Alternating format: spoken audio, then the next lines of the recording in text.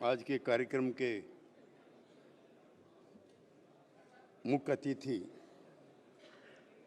जयंत चौधरी जी, भाई सोमपाल जी, कई वरिष्ठ साथी चले गए, योगानंद शास्त्री जी, श्रीकांत जैना जी, संजय सिंह जी, सुभाषिनी जी, त्रिलोक त्यागी जी और कनौजिया जी, और सभागृह में बहुत सारे मेरे पुराने साथी जो चौधरी चरण सिंह के नेतृत्व में लोकदल में साथ काम किया करते थे। साथियों, युग आते हैं और बीत जाते हैं, सदियां भी कई बार आंकड़ों में सीमित रह जाती हैं, लेकिन कुछ महामानव और महापुरुष अपने विचारों की ऐसी श्रृंखला अपने पीछे छोड़ करके जाते हैं जिसको आने वाली पीढ़ियां पथ प्रदर्शक के रूप में सदियों याद करती।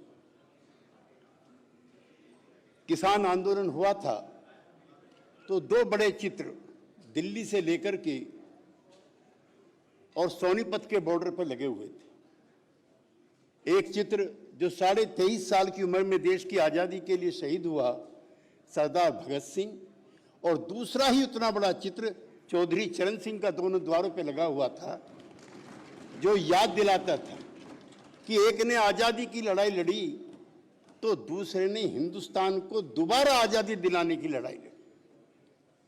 साथ ही इतिहास ने जितनी ज्यादती आपके पुरखे के साथ की, शायद किसी के साथ नहीं। एक चित्र थोड़ी देर पहले दिखाया गया, मेरे घर पे भी लगा हुआ है। 1947 में अंतरिम सरकार बनी थी और जवाहरलाल जी के बाद सबसे बड़े नेता गोविंद बल्लभ पंत जी थे।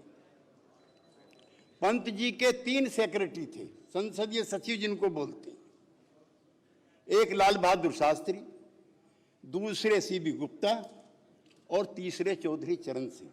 ये पॉलिटिकल हायरार्की 1947 में चौधरी चरण सिंह की थी कि वो लाल बहादुर के बराबर थे और सीबी गुप्ता के बराबर थे। लाल बहादुर शास्त्री उसी कांग्रेस पार्टी ने देश के प्रधानमंत्री बनाए। सीबी गुप्ता 2 बार प्रदेश के मुख्यमंत्री बने और चौधरी चरण सिंह को मछली पालन केंद्र का मंत्री बना दिया। सिर्फ किस लिए? जो सवाल उन्होंने कांग्रेस पार्टी के अंदर उठाए, 1937 की उनकी चिट्ठियां हैं, जिनको पढ़ करके, याद करके, लिख करके सर छोटू राम ने अपने संयुक्त पंजाब में मंडी एक्ट लागू किया था, वो चौधरी चरण सिंह का बनाया हुआ कागज था 1937 का। आज जब बातचीत चलती है, संजय जी, एक और चीज मैं आपकी जानकारी के लिए कहना चाहता हूं। कांग्रेस पार्टी की विधानमंडल दल की बैठक में, जिसके वो पहली बार मेंबर चुने गए, उन्होंने आरक्षण पर पहला प्रस्ताव रखा। गांव के लड़कों की, नौजवानों की 1.5% भर्ती सरकारी नौकरियों में थी उस जमाने में, और गांव के लोग शहर में आकर के आदर के पात्र नहीं थे। चाहे 200 बीघे का चौधरी भी था, उसको भी चपरासी कोई जाकर के डांटता था, धमकाता था। चौधरी साहब ने इर्रेस्पेक्टिव ऑफ कास्ट कहा कि 50% नौकरियां गांव के लोगों के लिए रिजर्व करो। किसी ने कहा कि फिर दलितों का क्या होगा? उन्होंने कहा 25% उनके लिए कर दो। और इन्हीं सभी सवालों पे लड़ते लड़ते जब 1957 में नागपुर के कांग्रेस अधिवेशन में प्रस्ताव आया, इतिहास में कांग्रेस के में 2 ही बार ऐसा हुआ है। एक बार 1937 में हुआ जब सरदार पटेल प्रतिनिधि के रूप में बिहार गए हुए थे, और उस समय मालवीय जी कांग्रेस के अध्यक्ष थे।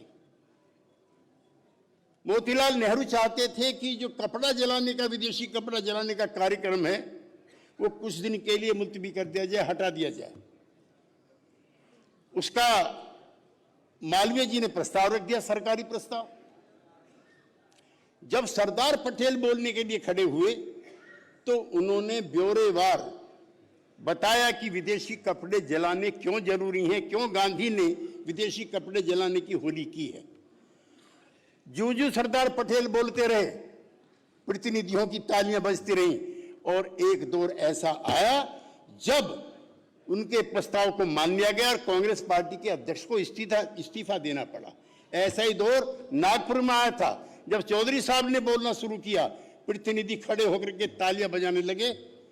लौट के आकर के जब मंत्रिमंडल का विस्तार हुआ तो पंडित नेहरू के इशारे पर उनके विभाग छीन लिए गए। तो इसकी जयंती कीमत भी चुकानी पड़ती है।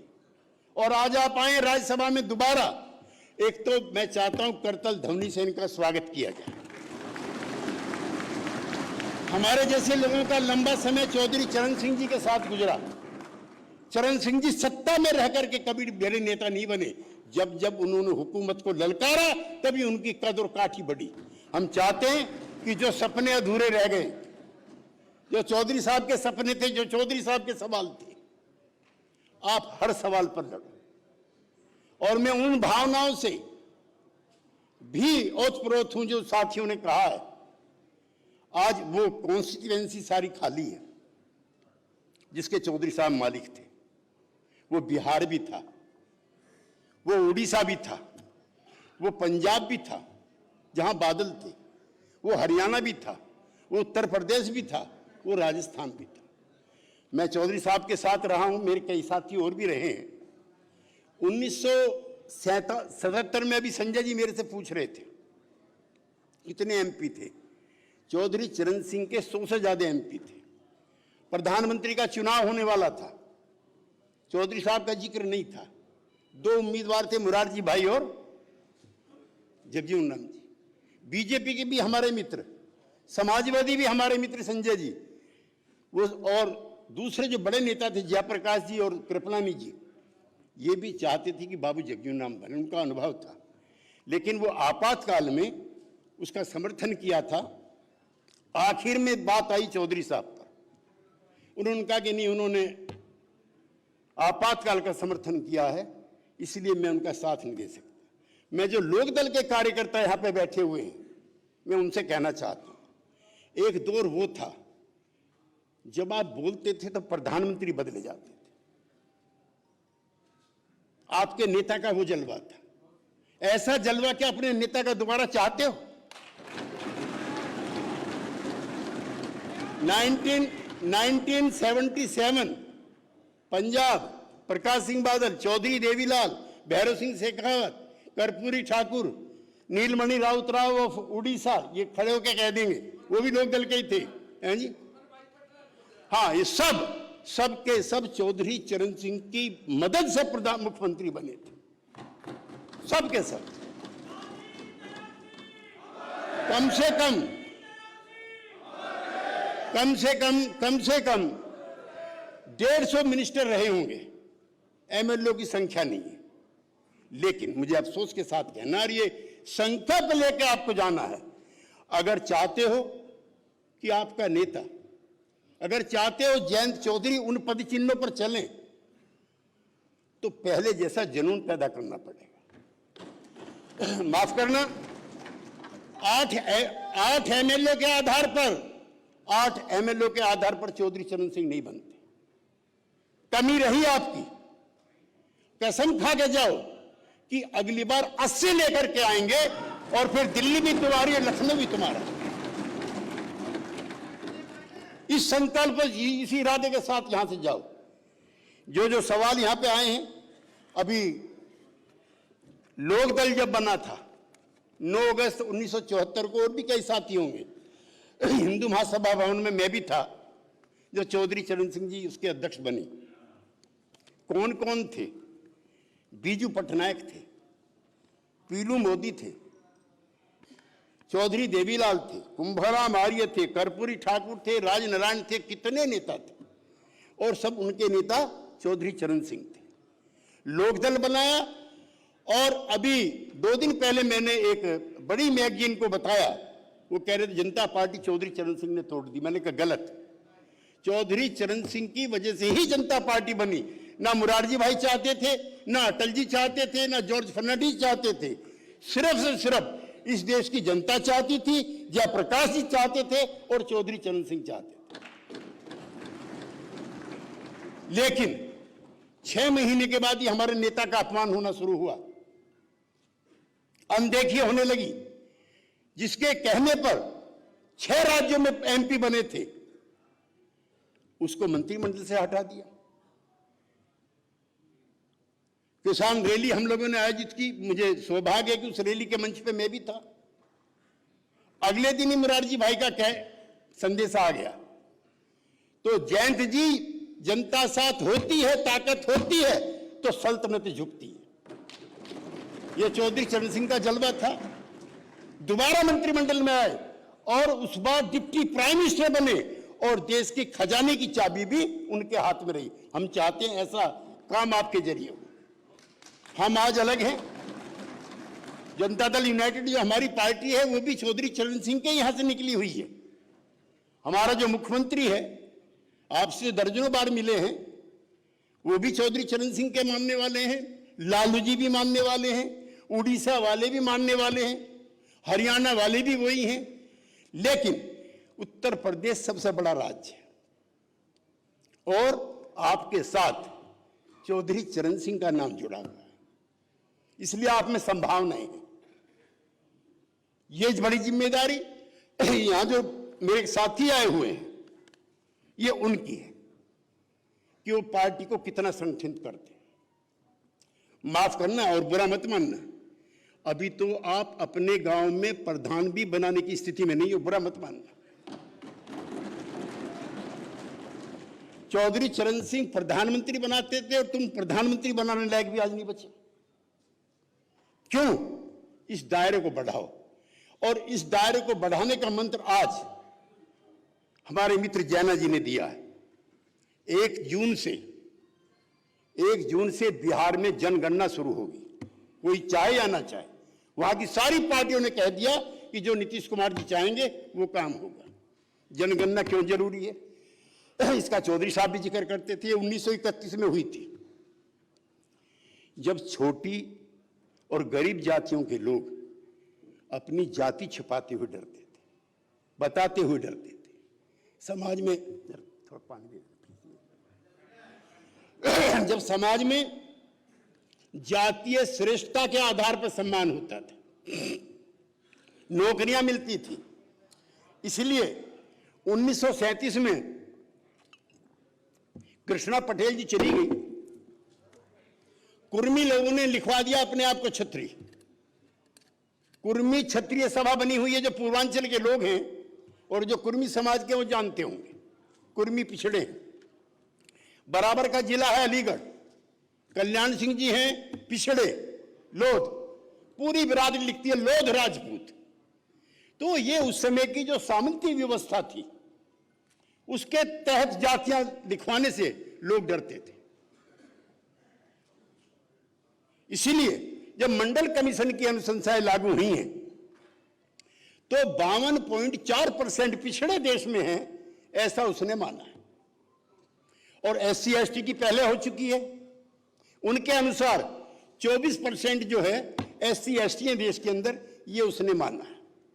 अब चिंता और डर क्या है, जो मेरे सभी साथी पहले से कह चुके हैं। अब देश के अंदर पिछले दिनों एक अखबार में चिंता व्यक्त की गई कि गिद्धों की संख्या कम हो रही है, गिद्धों की गिनती होनी चाहिए। उल्लुओं की संख्या घटी है, पिछले दिनों उल्लुओं की संख्या घटी है, इसलिए उल्लुओं की गिनती होनी चाहिए। और जो दौलत पैदा करने वाले लोग हैं, जिन्होंने इस देश को बना करके यहां खड़ा किया ऊंचाइयों पर, उनकी गिनती नहीं होनी चाहिए। लिहाजा ये आंदोलन, आप इसको जयंत जी पकड़े रहिए, यही आंदोलन है जो आपको लाल किले तक पहुंचाएगा।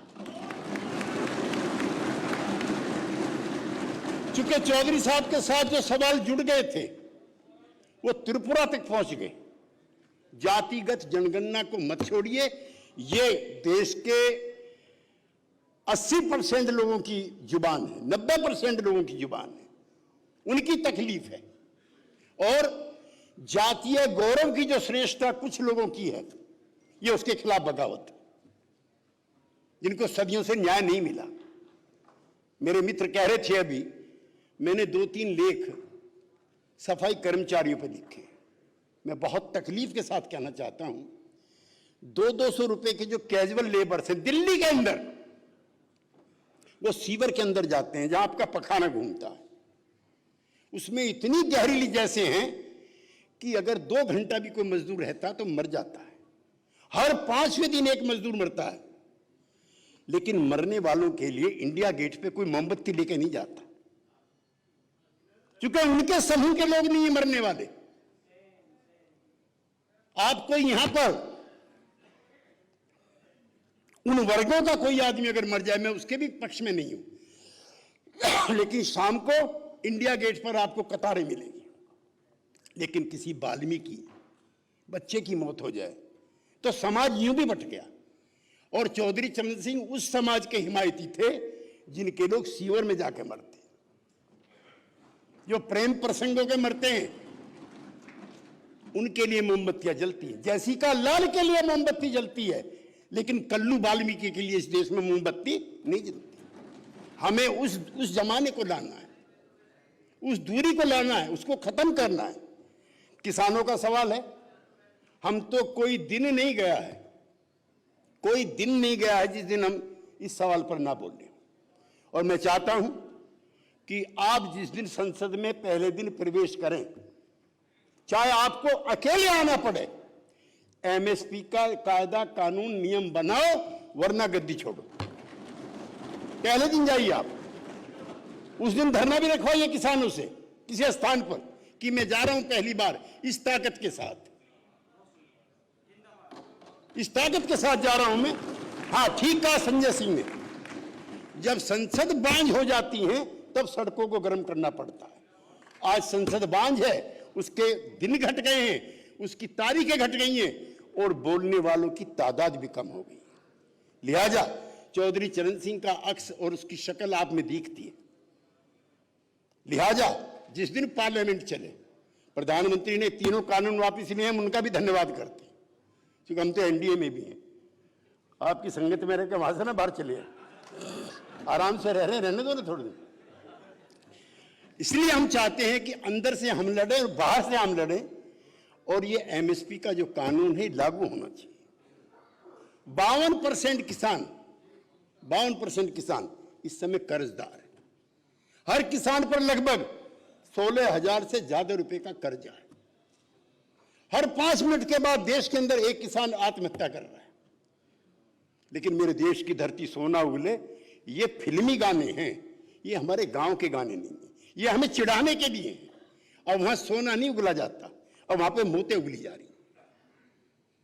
इसलिए दिल्ली और इसके आसपास की जो जमीन है वो पॉलिटिकली भी फर्टाइल है और धन दौलत पैदा करने के मामले में फर्टाइल है।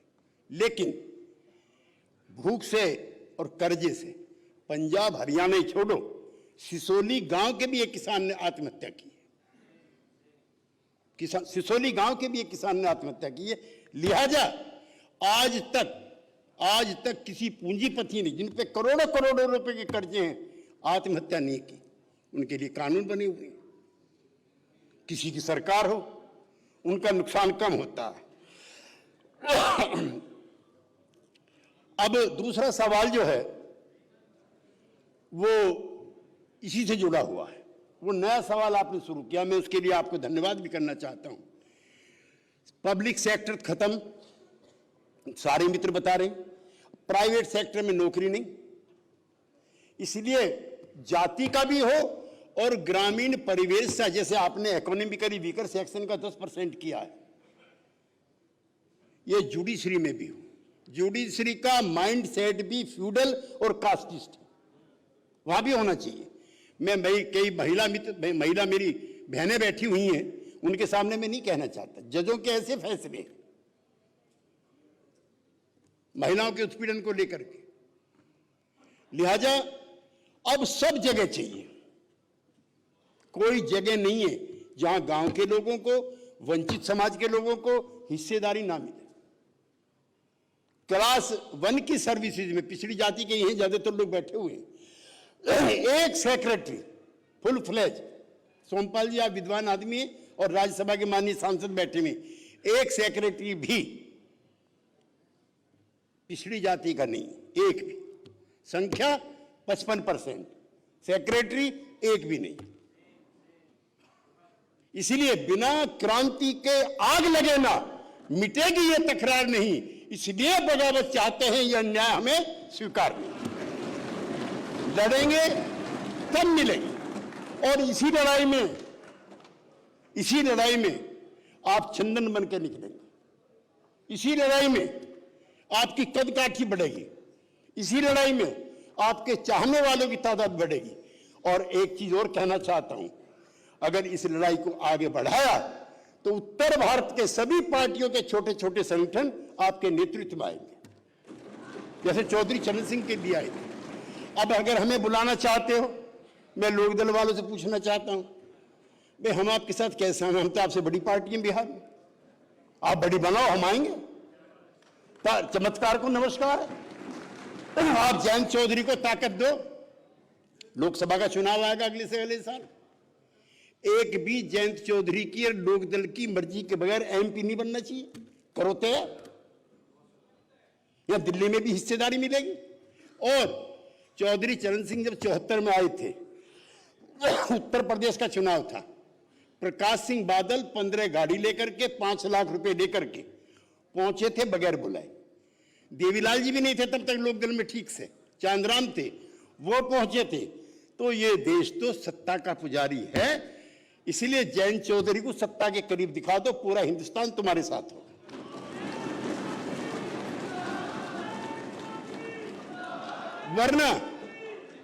वरना जो साथी हैं वो भी कमजोर पड़ जाते हैं। ये लोकतंत्र है, इसमें सिरों की गिनती होती है और ये इसकी खासियत है। इसलिए चौधरी साहब के साथ मैंने लंबा वक्त गुजारा है और जो आखिरी दिन वो बीमार पड़े हैं, जब उनको बीमारी हुई है, उसको भी मैं 2:30 बजे तक उस दिन उनके साथ था। और जो मेरे सुल्तानपुर के प्रेम मित्र साथी संजय सिंह कह रहे थे, मैं आपसे भी निवेदन करना चाहता हूं, अपराधी प्रवृत्ति का एक भी आदमी आपकी पार्टी का उम्मीदवार नहीं बनना चाहिए। जयंत जी, आपकी पार्टी का कोई उम्मीदवार अपराधी ना हो। चौधरी चरण सिंह करते थे, बनारस में चले गए वो, राजनारायण जी ने किसी को टिकट दिलवाया था, वहां नारे लगा दिए। अब नाम लेके उन्होंने संजय जी ये तो नहीं कहा इसको हरा दो, लेकिन भैया हो सकता है कि मुझसे भी कभी कभी टिकट बांटने में गलती हो जाती है। वो दिवाली पे जुआ खेलता पकड़ा गया उनका उम्मीदवार चौधरी साहब का।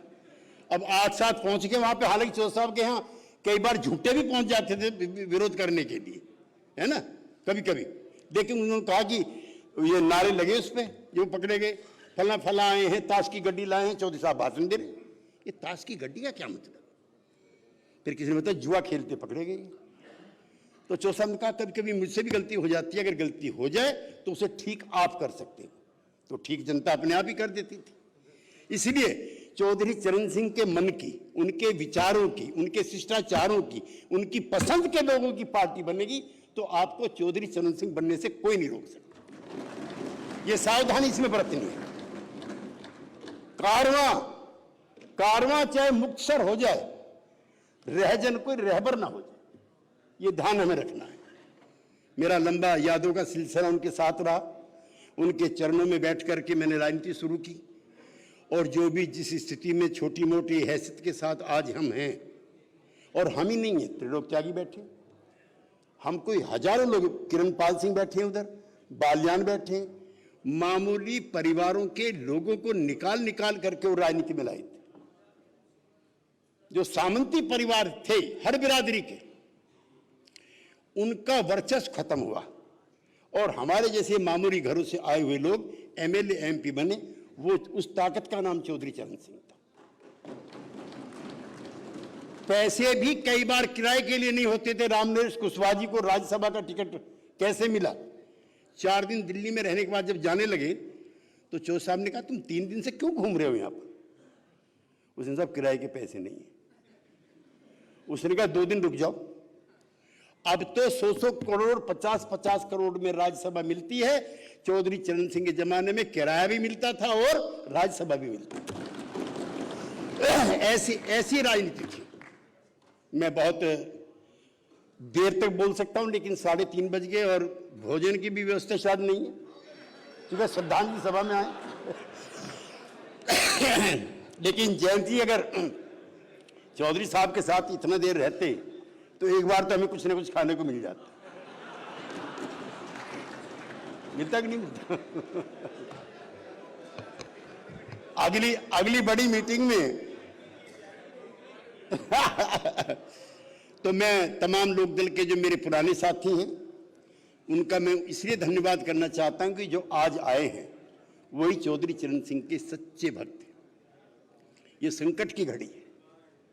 ये चौधरी अजीत सिंह जी के बाद जो संकट आके पड़ा था उसको जयंत चौधरी के कंधों पर वो आया। इस समय इनका अनुभव भी कम था, लेकिन जिस मुस्तैदी के साथ, जिस तत्परता के साथ, जिस ईमानदारी से, जिस बहादुरी से इन्होंने दोनों पुरखों की जो बागडोर थी अपने हाथ में ली, हम सबका कर्तव्य है कि अब इन हाथों को मजबूत करो और इन इलाकों में किसान राजनीति का और परिवर्तन की राजनीति का जयंत चौधरी के अलावा कोई विकल्प नहीं है। आप घर घर जाओगे तो निराश होकर के आओगे। इसी के साथ मैं अपनी बात समाप्त करता हूं। धन्यवाद।